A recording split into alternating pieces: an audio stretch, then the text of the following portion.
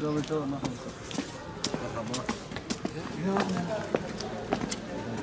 Sağ ol. Son 2 dakika. Bir dakikanız kapıyı kapatın. Müslüm ben bu konuda bayağı da bir dakika. Biz kapıyı kapatıyoruz yavaş yavaş.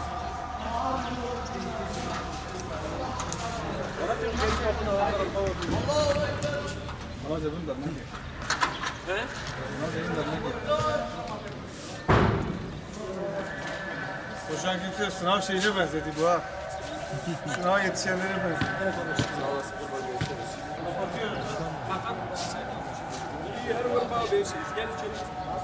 Arkadaşlar gelin içeri girmek isteyenler. Buyursun kapatıyoruz. Hadi kurban hadi. Bak gir çıkan müsaade yok. Oyunuz var mı sizin? Oturacak mısın? Bir içeriden alalım ya. Son 16. Aziz abi kimdir? Acele etsek biraz son birkaç saniye. Aziz abi.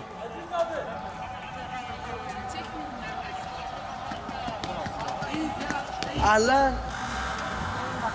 Son saniye geldi.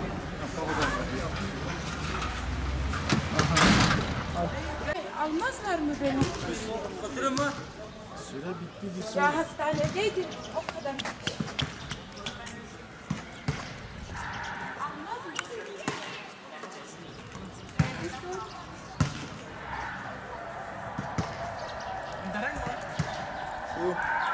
Ne kadar pedamızı?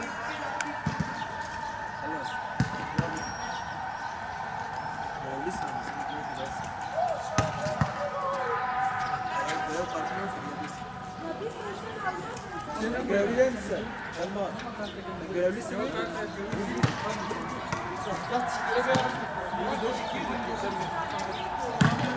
Doğum bitti.